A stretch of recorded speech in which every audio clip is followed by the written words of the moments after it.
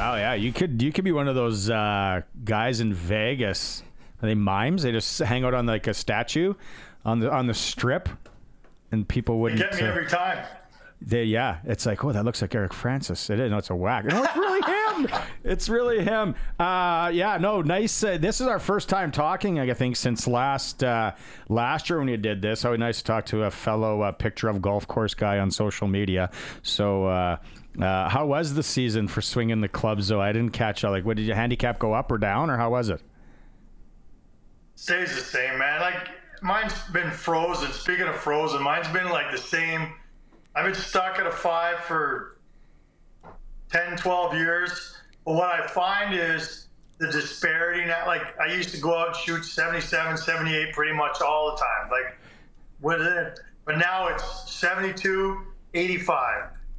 I had a 68 this year, and I think the next round I was 85. Like, it's schizophrenic. It's all over the place, but I still love it, and I still keep coming back. And I clean the clubs up because we're done. It's snowing in Calgary right now. Right? It was 18 degrees yesterday. Now it's snowing.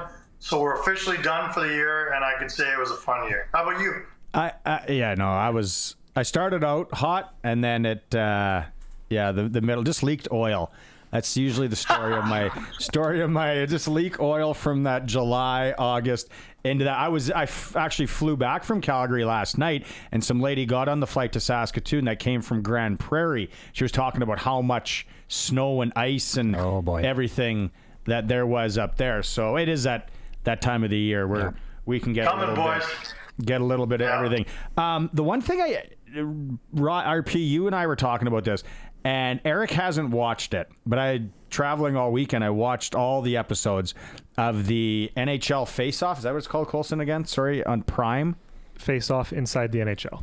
It is amazing. You haven't watched it, Eric, but I think it's just, RP, to you maybe, like, it just gives you that behind-the-scenes look that we always wanted that as kids, right? Yeah, no, 100%. It is that look behind the curtain, get to see some of these guys' personalities. For me, selfishly, I like to even just see the setup that they have. I love to see their locker room spaces, gyms, all that. Their vehicles. What are they driving? Yeah, all those details that go into it, I think, are fantastic. And we've seen that across multiple sports now. It started, it feels like, with golf, and then it moved into the quarterbacks and receivers Indy program was big. and all that, Indy as well. Yeah. And now we get this peek behind the curtain, the F1, exactly. Yeah. And then we see with the NHL now. So awesome series. Eric, you gotta sit down and watch it when you have some time. Well, it's funny, when I was covering the Edmonton, Dallas at the end of last season and the Western Final, their crew was everywhere, like they were doing Dallas. So you would have seen, I'm assuming, scenes of the Dallas guys. So I am going to watch it. I do wonder if there's a bit of fatigue, right? Like during the pandemic, I think the whole world watched the F1 one. That kickstarted the tennis, then the golf, and all these other ones you're talking about. And I just wondered if it's almost too late. Like the NHL, typically, it's just a little late behind a lot of the other sports. But if you're telling me it's worth watching, I'm going to watch. I plan on watching it anyway. But tell me what stood out, because like I just want to know if it's just a straight formula from F1 to the NHL. It's just stuff you never see. Come to think of it now, I remember watching the Edmonton Dallas one, and I was like, look at that. That looks like a statue of Eric Francis in the corner. So it probably was you. No, you know the thing. So the Hughes, he's pretty boring. Yep. Like, I bet you they kind of go, that was a tough edit for them to make that seem interesting. Nothing against him. It's just how he is. He's not super.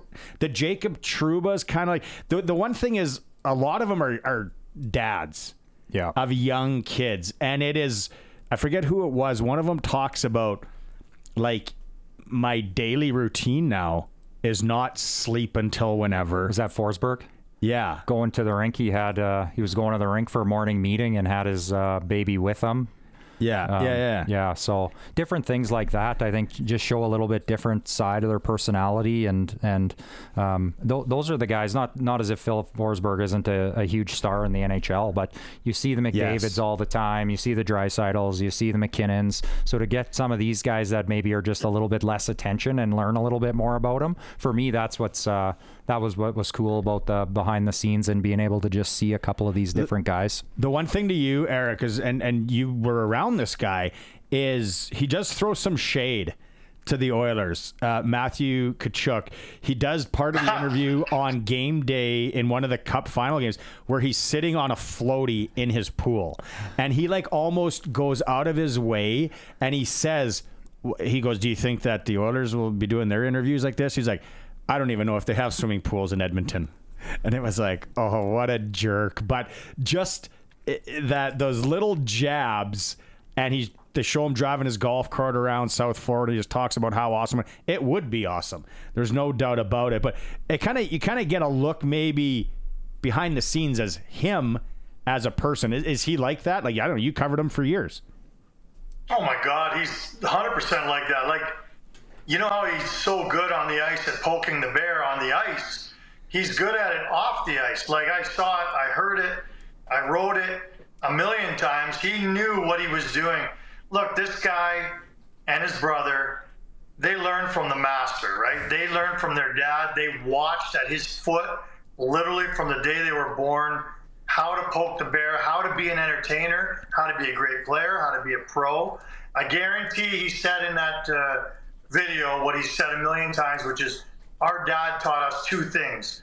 One is, oh God, like now I can't forget. I think the first is just, work hard. Second is be a good teammate. Always be a good teammate. That's the most important thing. And those guys took care of their trainers better than anyone in the league because their dad taught them. Anyway, it's a master class in how to be a pro in the National Hockey League, but also how to be marketable. Those guys, there's a reason why those guys have more commercials than any other family in the league, is because they're marketable, they're personable, they're entertainers. They get it. It's not just about goals and assists. It's about how you go about your business. And that show's good at showing that. The mom got a commercial, like the car commercial where the boys are in the back. Like, awesome. You'll get to see it, and then you haven't got to this episode though. You see some absolute raw emotion from Keith Tkachuk when they win the cup. Like, it is, it's pretty cool to see, and you really get it. They show him at his house before, but anyway, we can move on from that. It's an unreal. We'll have to catch up. You're going to watch a few episodes, and then we'll catch up back. The other thing I was thinking about when I was coming home yesterday, and I was like, I'm going to ask Eric. Eric, in your mind, what is the worst contract in the NHL? I don't even think it's close. Like, I'm wondering if you're asking that right now because Stamkos is off to such a bad start. Like, I don't know if that's okay, good.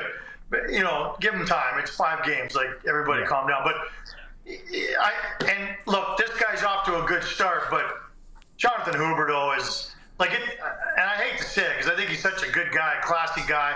I think he's starting to turn it around this year. We'll wait and see.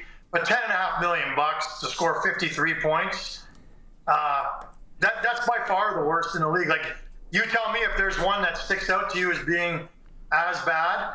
And the irony of that is I think that the Flames also have the best contract in the NHL, but we'll get to that in a sec. Tell me who you think even comes close to Huberdeau. Darnell Nurse.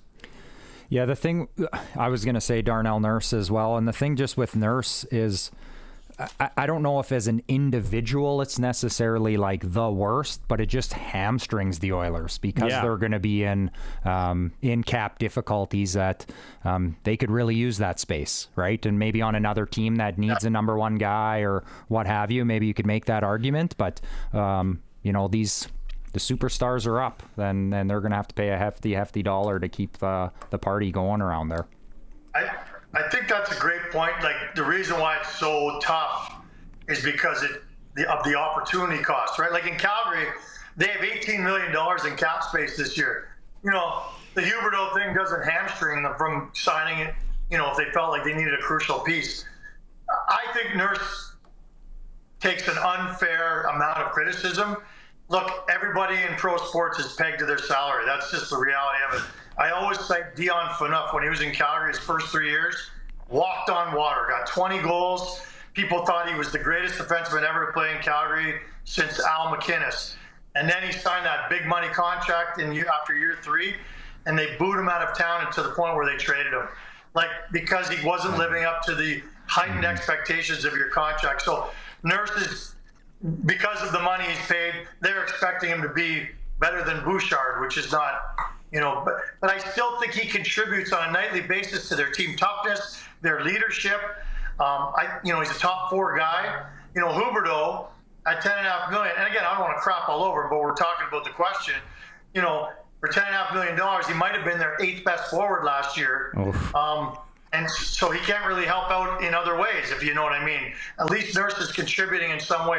I know he's a bit of a defensive liability at times, but anyway, we're splitting hairs here. None of these things are things that people in Calgary, Edmonton really like to talk about. The challenge with players and their contracts is you don't need to be the best player in the league. You just need to be the best player that year in free agency, and you're going to get paid.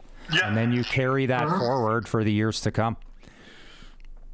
Well, that's where I think Edmonton could be a nice destination for a guy that really needs to resurrect his career, have a good run, and go and get some things done. Okay, which is the best contract in the NHL? Well, I didn't look all around the league, but Martin Pospisil right now, and people go, what, who? But he's centering the top line in Calgary right now. And he was a huge revelation last year for the Calgary Flames. Last year, no one had ever heard of him. Even in the organization, nobody thought he'd even get a call up. He's been one of the most important players this year already, last year as well, and they signed him to a 2-year extension at $1 million per. Like, when a guy's playing on your top line in the middle and he's only making $1 million, he's got to be in that conversation of one of the best value contracts. Logan Thompson's another guy that comes to mind, but again, he's not even their number 1 goalie. But he's vastly underpaid given the numbers he has. So anyway, I'll throw Pospisil out there. No, you tell me, is there a guy that comes to mind for you for the best value? No, that's one that I'm lost because I don't know where some of these great value guys are getting their what they're worth. Like Connor Bedard. Right. Connor Bedard. Yeah, wow. Yeah. 800,000 or whatever. Yeah, I don't really count anybody on their entry-level contract that's killing it because it's the kind of apples and oranges. But in terms of a guy who signed a deal after his entry-level deal, it's tough to peg those guys out. You could make an argument for Nathan McKinnon right now.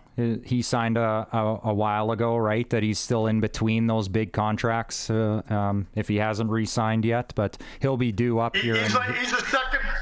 He's the second highest paid player in the league. Oh, so he's redone. He's redone. He re-upped. So last year, I can't put him in. No, not then. If he would have been before on that in-between contract, before those big numbers started coming out, but if he got redone already. There was guys last year, and I know we can't go off playoffs last year, but you look at how Sam Steele played for Dallas down the stretch and in the playoffs, and then Logan Stankoven was like a cheat pick late, right? To be able to. Johnson. Yes, there's one. There's the one that I was thinking of actually yesterday. Yeah, but again, entry level deal, right? So it's not really the same. I told you I was at the Nashville Detroit game on Saturday, and they celebrated Luke Schen's 1,000th game in the NHL. Had a chance. I haven't seen his dad in 20-some years. Talked to Jeff, and Jeff told a story about there was a coach along the way with Luke early in his career, and I won't name names here, so I'll maybe have him on someday. You can tell it, where they said that you might have to look at doing something else. Like you're not going to be able to cut it. And you know what? When you think about Luke's career, I remember watching him as a bantam kid with the contacts, and then into Kelowna, just being around Saskatoon and mutual friends and stuff. And yeah, he was good, but it was like he doesn't have the foot speed. He doesn't have the foot speed. But that guy has made a career, Eric, out of and you know what? Hitting people. Like he's one of the leaders in the league usually on hitting people. Yeah.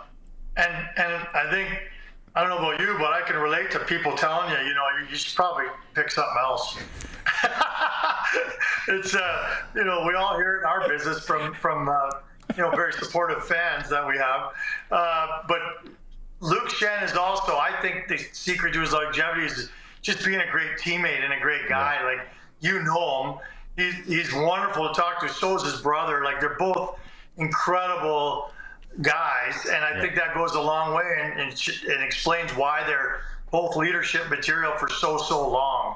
And, yes, the hitting is a big part of it because he is kind of one-dimensional in terms of what he does. He's a high off the glass, hit a guy whenever you can guy, but he's also a great leader and in that room too. So I think that's a big part of it. That's what they showed, and when they had the video montage and all the players and his old teammates that came on, like so many of them were like, "You were one of my favorite teammates ever. You were a great teammate. Yeah. You were great to be around." And of course, he scores on Saturday. How fitting. They lose, but what I was going to tell you, Trotzy, absolute beauty. Like he's just such a good guy. Former Notre Dame Hound. Dauphin, Manitoba, likes his pierogies and cabbage rolls. So I had a chance to meet him. I dropped off a shirt for him and talked to him. Then we caught up with him after the first intermission. And I was like, it's that was great for Luke. And he goes, "Do we need to win this one?" And he just, the pressure and tension, that he has. They're off to a awful start, but they started awful last year too, the Preds. It is amazing, like, how much of a hole it puts you on when you're down 0-5 to start the season.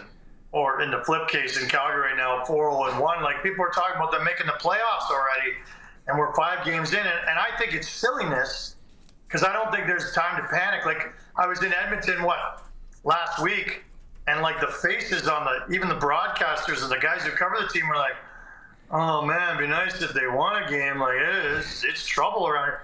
I'm like, last year the Edmonton Oilers was a month and a half before they finally started pushing the panic button, and they almost won the cup. They were 2 goals short. So it's a little early for anybody to freak out, but it is a tense environment, I'm sure, in Nashville, as you saw, because this early in the game you don't want to be that far behind, because then you literally spend half the season, if not the whole season, trying to catch up, just to catch even with a lot of teams. It was, I joked. I said that Kane, DeBrincat, and whoever else was on that line, like they gave the puck. There's such a liability down low, and he goes, "Yeah, but watch when they jump on a loose puck in the neutral zone when they get it." And I was like, "Yeah, no, they were pretty good." Okay, so let's do this again on Wednesday. Try and watch at least one episode if you can. I will. Is that I homework? love a homework assignment. You got all those books behind you. We're gonna knock one of those down one by one this season too. See how many you actually read. Not a chance. That's all window dressing. I don't even know what those are about. It's a speakeasy behind there to his bar. just a door. Okay, Eric. Let's catch up on Wednesday. Yeah, see ya. Cheers. It's our NHL insider, Eric Francis.